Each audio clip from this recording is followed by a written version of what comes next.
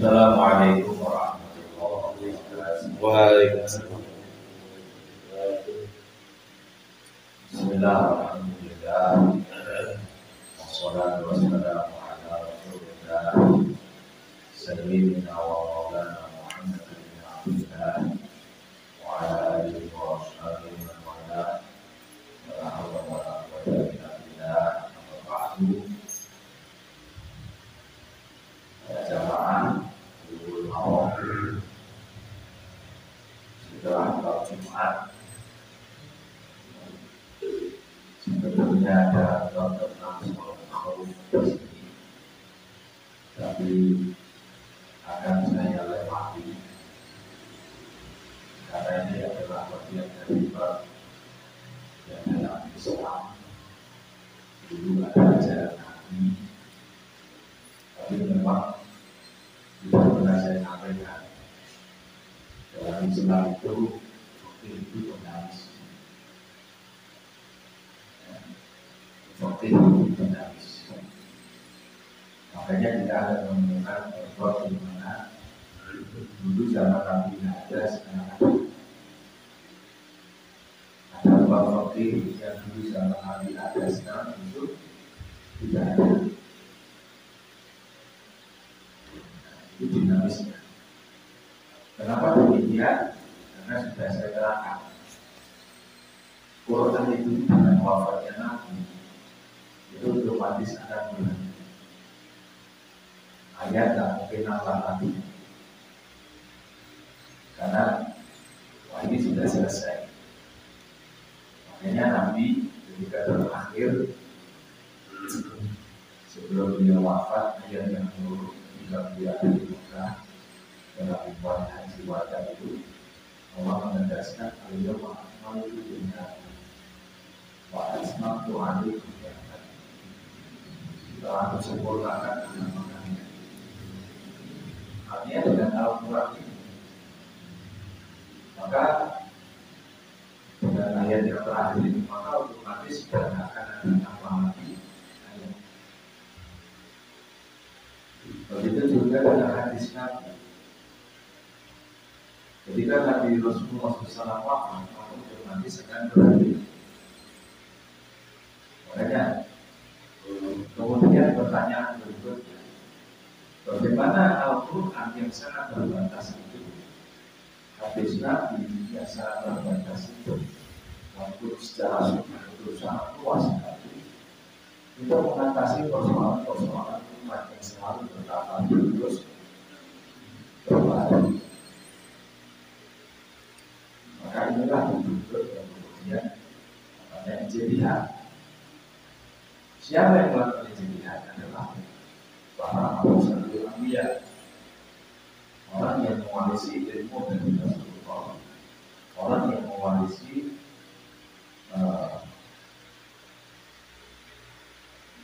kajian-kajian yang Rasulullah ditinggalkan di dalam sunnah Allah. Sehingga inilah alasannya dalam syariat kita bicara fikih tidak harus dinamis. Maka dinamika di dalam kita berpikir memikirkan ajaran itu menunjukkan agar kemudian Quran dan hadis yang sangat terbatas itu bisa dihidupkan di dalam setiap zaman yang berbeda. Makanya saya kalau disebutkan dan menerangkan kontennya, ada waktu itu bisa mengerti, tidak ada segala itu banyak. Makanya kami baru sedikit tentang bank, bahwa amalan, sedikit tentang sosial, sedikit tentang tentang ekonomi, itu tentang politik, itu tentang macam-macam banyak sekali. Bahkan termasuk dengan kalau baru-baru ini mendengar salah satu yang digagas adalah itu perang. Kenapa? Karena fikih ini harus dihadirkan dengan setiap masa. Itu dijawab persoalan. Jadi ekonomi itu menjawab masalah ekonomi yang sebetulnya. Ada ini tentang contoh saja. Tapi zaman Nabi tidak ada. Contohnya makof. Makof itu tidak. Karena Nabi tidak ada makof. Tapi sekarang malah jadi urusan bukan hanya umat, urusannya negara. Negara ikut campur dalam urusan makof. Karena memang jangan sampai ini menjadi kemaslahatan agama, tapi justru tidak ada. Urusan oleh pemerintah ini jadi kacau. Kalau hukuman ini salah satu adalah penting untuk mengatasi persoalan. Termasuk yang baru dari sini mungkin dengan ini peradaban. Kalau peradaban dulu dunia, karena peradaban dunia ini sudah mengarah kepada kerajaan. Tidak ada satupun negara di dalam kacau. Kenapa? Karena memang urusannya dengan nama kekuatan politik ekonomi dunia yang sekarang saling berubah. Sehingga negara itu banyak yang saling mengalahkan kalau dulu penjajahan, sekarang penjajahannya lewat ekonomi. Nah ini kalau dibiarkan ini tidak hadir, maka tidak jadi solusi, maka yang biasanya adalah kekacauan. Jadi itu makanya ada kita perlu berperadaban yang baik sebagaimana cita-cita dan Rasulullah. Ini harus kita menghadirkan etika agama dalam kehidupan dunia dan dalam masyarakat. Makanya ini sebenarnya pemikiran karena memang zaman Nabi tidak ada. Tapi ada juga yang dulu zaman Nabi ada, tapi sekarang ada. Contohnya apa? Kalau berarti itu perbudakan. Nabi itu senang merdeka dan bahkan dalam Islam itu semua hasil, semua hukuman di dalam Islam itu tidak kelompok memerdekakan itu. Dan Nabi mengakomodir begini bukan karena Nabi itu mendukung perbudakan. Justru Nabi itu hanya beradaptasi agar kemudian bicara sedikit demi sedikit agar kemudian perbudakan itu bisa dihapuskan.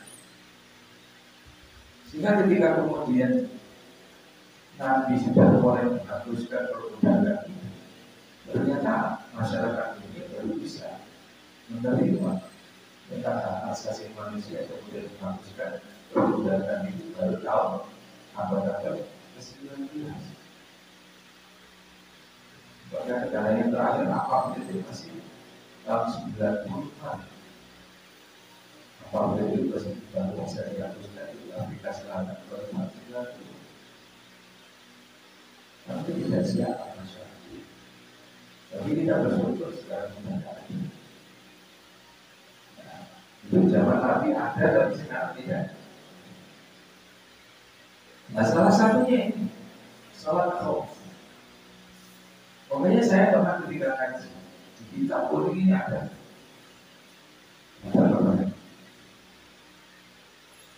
Nah, saya itu sempat bertanya dalam hati dulu waktu masih mondok. Diterangkan nih guru saya tentang sholat khauf ini dalam sholat khauf ini artinya begitu. Satu bertolak ambil jaga ada yang sholat, kemudian ada lagi sholat berikutnya ada jaga dan sholat. Dan kemarin yang dalam rokaat itu 2 kali. Dalam hadis saya, ini lagi bicara itu orang kaya begini dan sholat sama tidak ada betul. Belum. Makanya saya kemudian sebelum saya tanya, dari saya rupanya sudah betul-betul paham. Kemudian belum menyampaikan. Ini kira ini berpula cara ini. Sebab dia itu dari peran orang lain berdil, orang ini kali. Jadi saya ini model sholat kalau ini selasa tetap mati aku ya. Makanya akhirnya kemudian dia memberi solusi ini sementara. Dia sholatnya menghadap waktu. Zaman Nabi itu tidak ada sholat menghadap waktu. Jadi inisiatif para ulama sholat. Makanya ukuran itu zaman Nabi awal ini termasuk bid'ah. Ini kita ada diajari para ulama tidak berkreasi.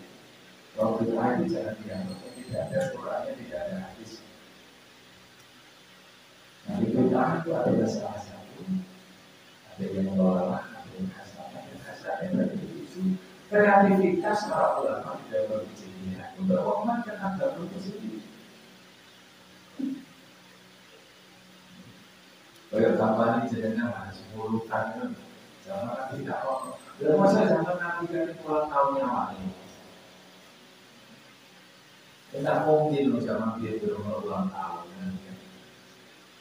Ada. Tapi kenapa berbeda? Karena kita bahagia. Zaman Nabi itu siapapun, orang kafir bahagia dengan kelahirannya.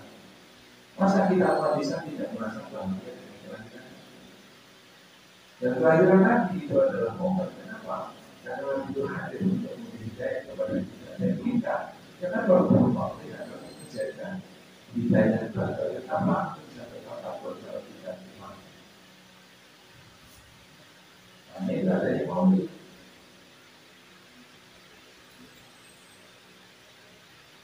Kebahagiaan kita dengan kelahiran Nabi kemudian dijelaskan Allah dengan sholat. Makanya kalau saya yakin dan kalau Allah saja yang berhasilkan sholat, kita diberitahu di Allah dan kemudian kita diberikan. Masa kita diberikan dan mau bersolat Allah memberikannya itu logikanya oleh termasuk. Jadi para hadirin rahmatullah, makanya ini saya lewati karena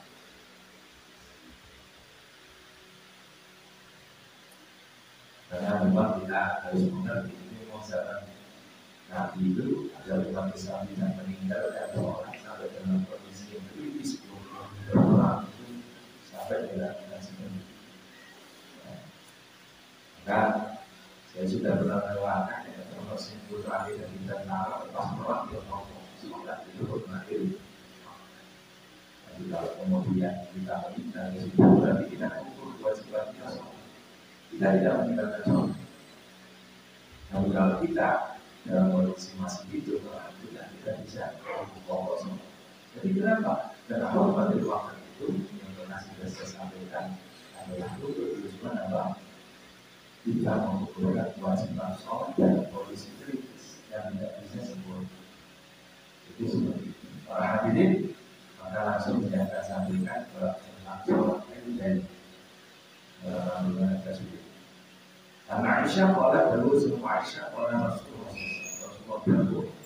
Al-Fitru yang Fitru Nas. Idul Fitri itu disebut Idul Fitri karena ini hari di mana Fitru Nas orang-orang pondok mokel. Mokel itu bahasa Indonesia ya? Tidak berbahasa, membatalkan. Mokel jadi mokel. Ya. Mokel apa bahasa Indonesia? Susah. Makan, belum makan itu bukan mokel. Lepas puasa terus mari untuk makan itu mokel. Makan setelah puasa. Belum selesai pun itu kalau makan itu mokel. Makan waktu puasa belum. Nah, setelah selesai itu juga mokel. Hanya di bahasa Indonesia. Pokoknya mokel. Ini sudah uniknya bahasa Jawa ini. Karena memang bisa mewakili dari Islam. Oke. Wal adha yang menyedahkan nas. Adha disebut adha itu karena hari di mana orang-orang itu menyebut bukan apa. Nah, para hadirin, ini sebetulnya satu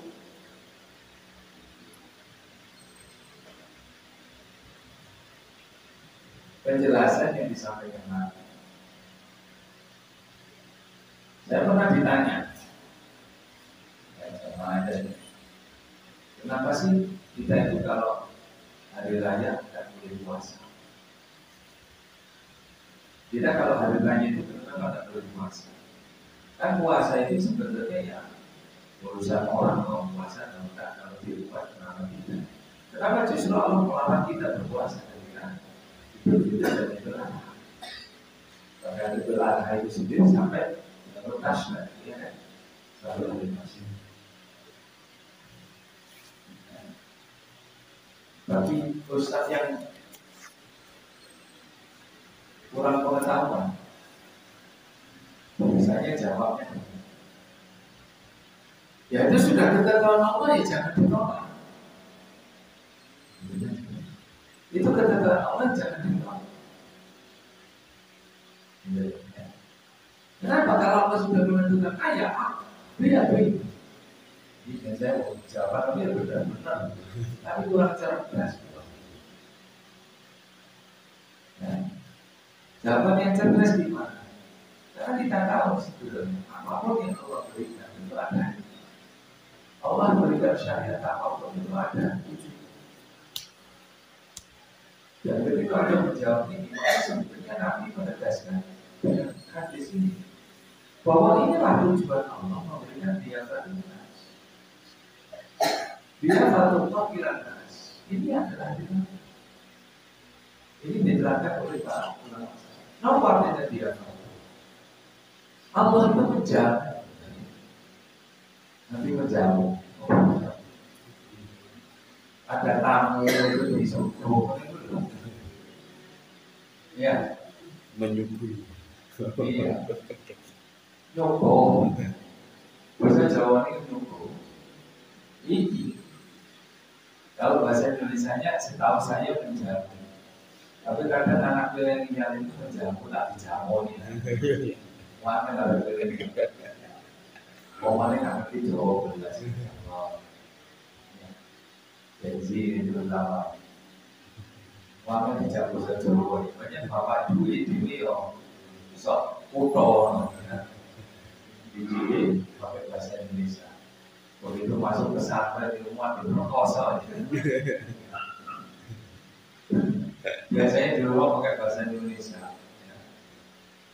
Istilahnya begitu di pondok pesantren dijak bahasa Jawa ini Allah keliru kabeh. Iya. Tadi nanti di boleh.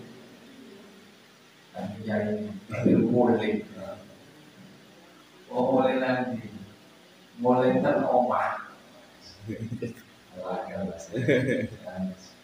Ya karena orang tuanya itu nggak ngajari bahasa Jawa. Jadi menjamu ya, apa sih menjamu? Yoko. Artinya begini loh Bapak. Al-fitru yawma yuftiru. Ini adalah bagian yang disampaikan oleh Nabi bahwa Allah itu sebagai tasyrifan wa ta'zifan lil muslimin. Terus Allah itu ingin nyata orang Islam. Kalau para ulama adalah Imam Ghazali itu dari kakinya itu salah satu. Dia satu maknanya bahwa waktu siapa itu memberikan tasyakurnya senang kaum di sini Israel. Sehingga menyembah kawan, sehingga kawin kawan. Allah tasyakur. Maka kesyukuran Allah itu dengan cara apa? Orang-orang itu kalau koordinasinya Allah memerintahkan ibadah, akhirnya ibadah. Tak tahu pokoknya poso dong, misalnya Allah itu justru karena senangnya coba saya itu tak subuh, tak subuhnya itu mau, tak subuhnya mau, dia kan ada merasakan selama 30 hari, 29 hari kita berpuasa. Senang. Mana senangnya Allah diungkapkan dengan jiwa. Kita syukurnya. Tanya begitu, tapi kan masih tak kosong. Bukan penting. Karena tasyukurnya Allah bukan karena mereka itu melaksanakan syariat Allah saja. Tapi karena Allah sudah bersyukur, kita sudah mengetahui Allah. Tidak muslimkan itu bersama. Makanya sampai Allah mengharapkan, ya Allah, dan itu kalau kita berpuasa itu bodoh kita ingin saya jadikan pakai jajan uang, tapi orang malah ditambahin malah ditampil dua. Coba jadikan puasa dia, kita tidak tahu. Coba jadikan kayak berkat tidak berkat itu langsung dibanting dijadikan, jadikan coba itu perasaan. Oh kurang ajar, makel. Terus siapa yang sama? Apa dia mah? Nah termasuk, nah kenapa kalau itu cuma 1 hari, kalau itu anak pasangan 3 hari? Itu kan orang itu ketika bersedekah, itu masihnya itu paling besar sedekah kan kalau berjemaah. Jadi kan saya pikir saya, bisa di kota berminggu loh. Minggu lagi saya ini, kadang sama orang ini kalau duit apa ya, kota itu dilatih. Iya, pola-pola itu paling ya saya boleh. Jadi kan saya dapat saya kata itu atau saya pakai.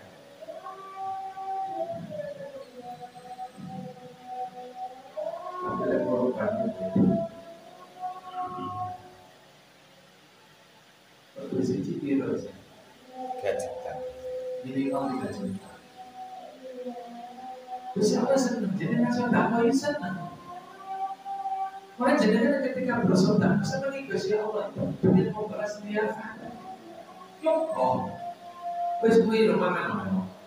Dan saya kira aku wes buka kok. Tapi kalau orang belum makan, ini pada kali si Allah yang dapat jadikan daging kan jadikan malah orang belum makan. Makanya di kita jadikan daripada kosong sunnah. Saya dulu jadi kan yang ngomong puasa sunnah, kok ternyata akhirnya kemudian berdaya menolak kondisi iman dengan tidak makan jaringan gelang. Saya dulu soal puasa makruh. Itu kita penting. Mari jenengan yang memanten betul loh. Berjadwal tenang, kosong.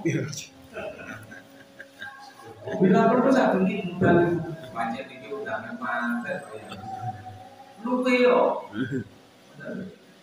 Coba lah sih di gawe ini kok rapat di dunia lah ibaratnya ya warga ini kalau ngomong nanti sebut aja sama tapi yang jadikan ibaratnya itu manten namanya gedung wah ini kata ini cintos waduh ini biasanya ini mobil mau coba ini kalau warga sih belum masak berulang ya di gawe itu kok berkas orang itu disuruh orang mana itu jadi makanya pahami artinya memang inilah maksud kalau kita kenapa kok kemudian akhirnya itu tidak boleh berpuasa karena ini tidak bagus dan kita akan berpuasa fitri itu disebut fitri karena memang kita itu mokel kudu mokel akan disebut antara itu kita tidak sebenarnya ini hanya nyobain main-main orang tapi saat tidak ada positif di gelang noy dan itu jadi makanya ini awal dan waktu dengan akal